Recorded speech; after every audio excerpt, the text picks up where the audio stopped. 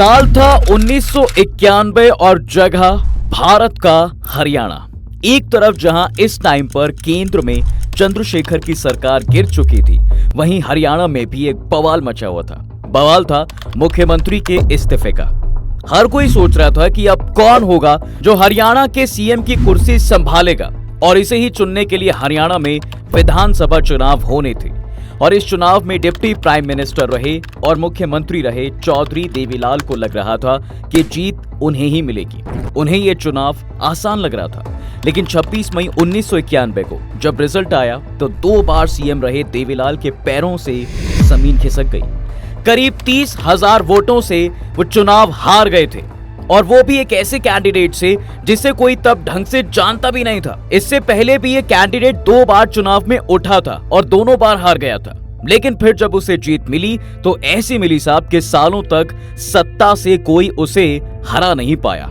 आलम तो ये था कि हरियाणा का जॉइंट किलर भी इसी नेता को बुलाया जाने लगा, और इसके साथ ये युवा रुका नहीं, बल्कि आगे बढ़ते बढ़ते हरियाणा की राजनीति का सबसे बड़ा नाम ये नेता बन गया। मगर सवाल ये आता है कि आखिर ये सीएम था कौन? कैसे हरियाणा की राजनीति को इन्होंने बदल कर रख दिया, और आखिर ऐसा क्या किया इन्होंने कि जनता ने इनके अलावा फिर किसी को वोट दिया ही नहीं? सभी सवालों के जवाब आपको मिलेंगे, बस आज की वीडियो में मेरे साथ बने रहिएगा।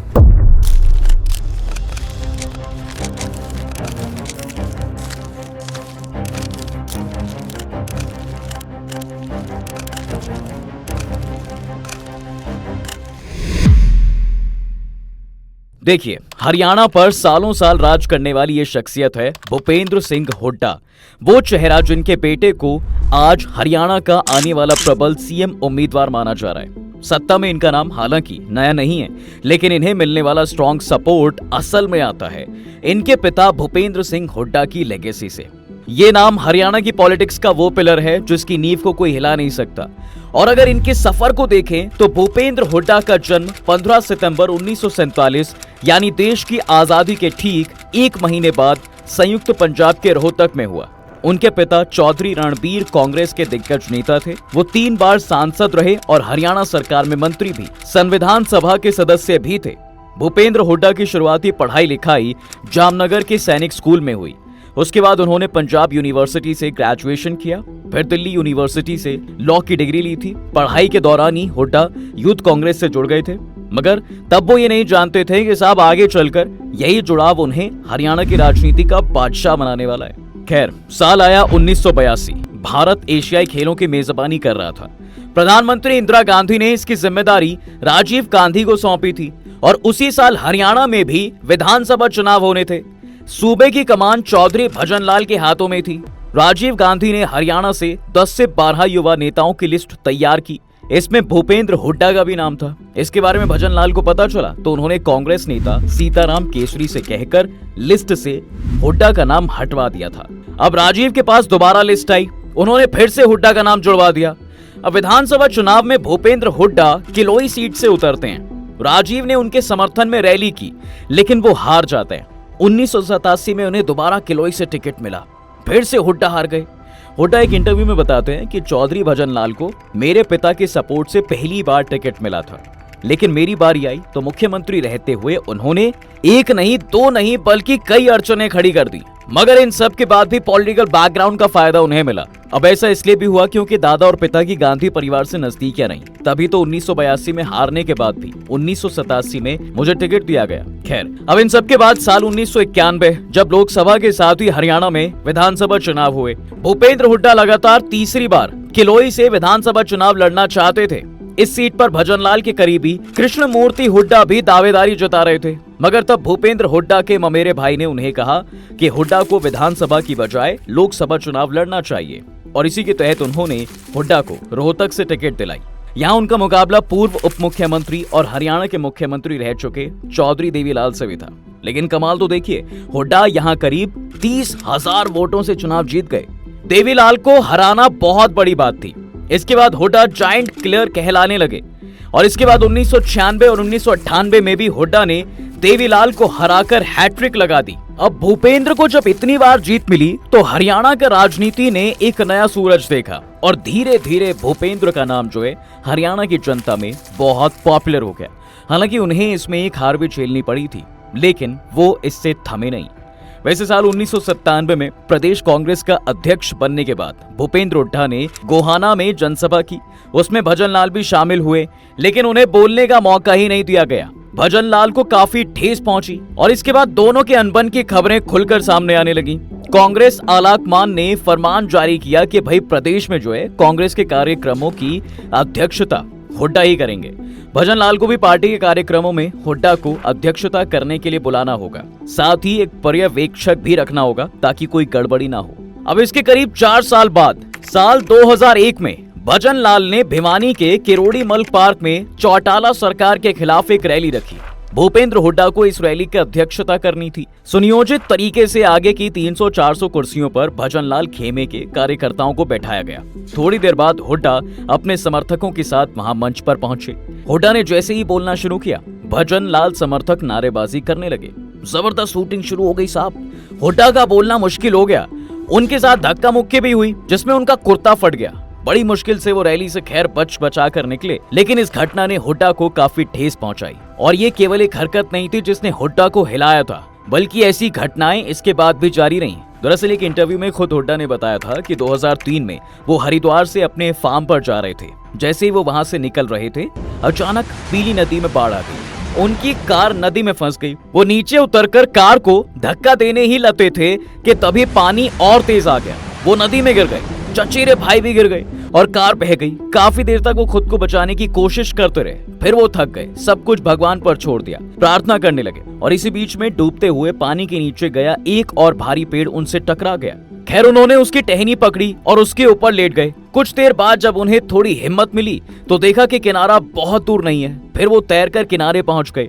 वहां जाते ही वो बेहोश हो गए। इसके बाद चारों तरफ खबर फैल जाती है कि लोग आकर उन्हें ले गए। इस तरह उनकी जान बची। कई दिनों तक बीमार भी रहे। कुल मिलाकर ये कहा जा सकता है साहब कि हुड्डा की जिंदगी काफी उतार चढ़ाव वाली रही है। वो खुद भी एक बड़े चेन स्मोकर रहे थे। खुद को वो एक इंटरव्यू में बताते हैं कि कॉलेज के दिनों में उन्हें सिगरेट पीने की लत लगी थी।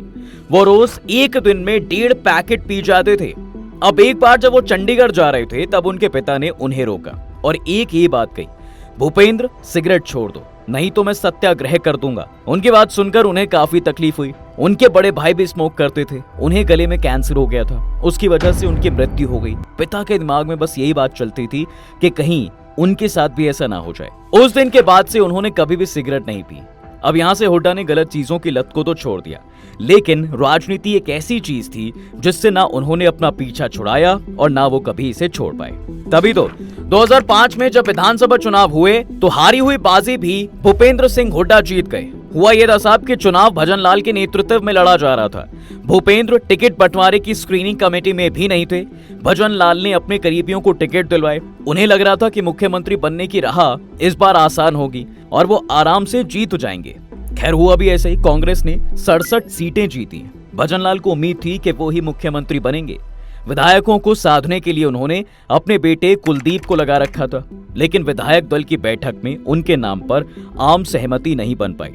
तय हुआ कि आलाकमान मुख्यमंत्री पद का फैसला करेगा। अब यहाँ भूपेंद्र हुड्डा के सोनिया गांधी और उनके राजनीतिक सलाहकार यानी अहमद पटेल साहब से संबंध बहुत अच्छे काम आए।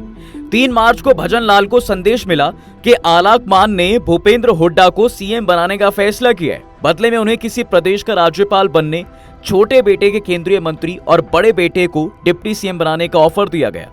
भजन लाल अड़ गए। उन्होंने दावा किया कि भाई 37 विधायक उनके साथ हैं। अगर किसी और को सीएम बनाया जाता है तो 3 महीने के अंदर वो सरकार गिरा देंगे।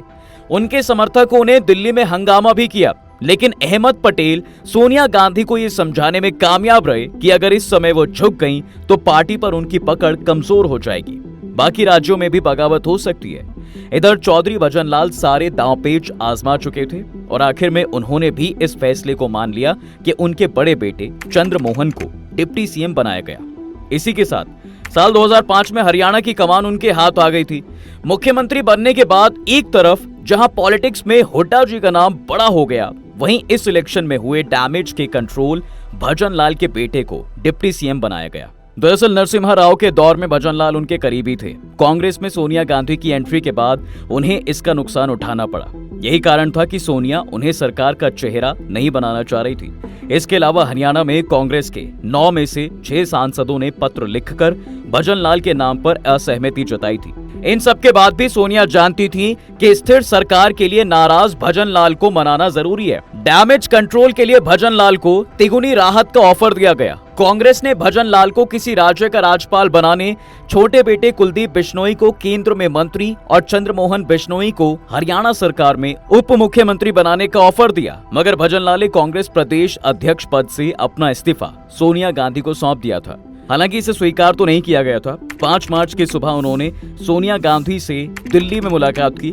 शाम को पत्रकारों ने भजनलाल से पूछा कि क्या वो अब भी नाराज हैं। इस पर भजनलाल बोले, मैंने अंत तक दबाव बनाए रखा, लेकिन कोई भी लड़ाई एक सीमा तक ही लड़ी जा सकती है। ये हिंदुस्तान की राजनीति का दुर्भाग्यपूर्ण पहलू है कि राजनेता जीते जी कुर्सी नहीं छोड़ना चाहते। इसके बाद भजनलाल के बेटे चंद्रमोहन बिश्नोई को उप मुख्यमंत्री बनाया जाता है। सरकार में शामिल होने के बाद भी भजनलाल और उनके बेटे कुलदीप बिश्नोई हुड्डा के खिलाफ बोलने का कोई भी मौका नहीं छोड़ते थे। इसके चलते 2007 में भजनलाल और कुलदीप को पार्टी से निकाल दिया गया। चंद्रमोहन बिश्नोई ने भी कुछ महीनों बाद कांग्रेस छोड़ दी। खैर, इसी उतार चढ़ाव के बीच भूपेंद्र हुड्डा जी ने मुख्यमंत्री के रूप में अपना पहला कार्यकाल पूरा किया। 2009 के विधानसभा चुनाव में कांग्रेस को 27 सीटों का नुकसान झेलना पड़ा। कांग्रेस को 40, इनेलो को 31, हजका को 6, बीजेपी को 4 और अन्य को 6 सीटें मिली। भजनलाल की पार्टी किंग मेकर की भूमिका में थी, लेकिन हुड्डा ने रातों रात हजका के 5 विधायक तोड़कर अपने खेमे में शामिल कर लिए और इस तरह हुड्डा ने लगातार दूसरी बार हरियाणा के मुख्यमंत्री पद की शपथ ली और 2014 तक हरियाणा के सबसे लंबे समय तक के सीएम रहे। कमाल की बात तो ये थी कि ये पॉलिटिक्स उन्होंने अपने तक ही सीमित नहीं रखी, बल्कि मुख्यमंत्री बनने के बाद उन्होंने अपने बेटे दीपेंद्र हुड्डा को भी अमेरिका में मोटी तनख्वाह वाली नौकरी छुड़वाकर रोहतक लोकसभा सीट से उपचुनाव लड़वाया। दीपेंद्र आसानी से चुनाव जीत भी गए। इसके बाद भूपेंद्र हुड्डा ने अपने विरोधी नेताओं को एक एक करके निपटाना शुरू कर दिया। इसी के चलते हुड्डा की कांग्रेस हाईकमान पर पकड़ और मजबूत हो गई। उस वक्त कांग्रेस आलाकमान के दरबार में अहमद पटेल, जम्मू कश्मीर के पूर्व सीएम गुलाम नबी आजाद, पूर्व केंद्रीय मंत्री आनंद शर्मा जी, अशोक गहलोत जैसे नेताओं की तूती बोलती थी। 2010 में राहुल गांधी ने युवा नेताओं की एक अलग टीम बनाई, जिसमें ज्योतिरादित्य सिंधिया, जितिन प्रसाद, रणदीप सुरजेवाला जैसे नेता शामिल थे। 2014 के बाद सीनियर नेता साइड लाइन होते चले गए। ऐसे में भूपेंद्र हुड्डा ने सांसद बेटे दीपेंद्र के जरिए गांधी परिवार में अपना दबदबा बरकरार रखा। दीपेंद्र राहुल गांधी ही नहीं बल्कि प्रियंका गांधी के भी भरोसेमंद बन गए। 2014 लोकसभा चुनाव में बीजेपी लहर के बावजूद वो अपनी रोहतक सीट को बचाने में कामयाब होते हैं, मगर 2014 के विधानसभा चुनाव में 47 सीटें जीतकर बीजेपी ने सरकार बनाई। कांग्रेस महज 15 सीटों पर सिमट गई और इसके बाद 2019 के लोकसभा चुनाव में भूपेंद्र हुड्डा सोनीपत से चुनाव लड़ते हैं और उनके बेटे दीपेंद्र हुड्डा रोहतक से। दोनों अपनी अपनी सीट नहीं बचा पाए। अब इस बार के चुनाव में दीपेंद्र हुड्डा एक बार फिर से वापसी करने की तैयारी में। वहीं इनके पर्सनल लाइफ की बात करें तो दीपेंद्र हुड्डा की पहली शादी गीता ग्रेवाल से हुई थी। 2005 में उनका तलाक हो गया। उसके बाद हुड्डा ने राजस्थान के दिग्गज जाट नेता और 5 बार सांसद रहे नाथूराम मिर्धा, इनकी पोती श्वेता से शादी की। श्वेता राजनीति से दूर हैं, लेकिन उनकी बहन ज्योति मिर्धा राजस्थान की नागौर सीट से सांसद रह चुकी हैं। उन्होंने पिछला लोकसभा चुनाव नागौर सीट से बीजेपी के टिकट पर लड़ा था, लेकिन हार गई। उनके दादा इसी सीट से 5 बार सांसद रहे थे। खैर, इन सबसे परे दीपेंद्र हुड्डा के लिए यह पूरा घमासान जीतना आसान नहीं होगा साहब। जिस तरह से इस बार बीजेपी और कांग्रेस में ठनी हुई है, उससे ये देखना दिलचस्प होगा कि बेटा बाप की लेगेसी को रखते हुए चुनाव जीतता है या नहीं। इस बारे में आपकी क्या राय कमेंट्स में जरूर बताएं। उम्मीद है आपको ये वीडियो पसंद आई होगी। फिर मिलते हैं कुछ नए और दिलचस्प टॉपिक लेकर, लेकिन जाने से पहले आप इस वीडियो को लाइक, कमेंट और शेयर करना ना भूलें। और अगर आपने अभी तक हमारे चैनल को सब्सक्राइब नहीं किया है तो जल्द कर लें, ताकि हमारी सारी वीडियोस आप तक सबसे पहले पहुंच सकें।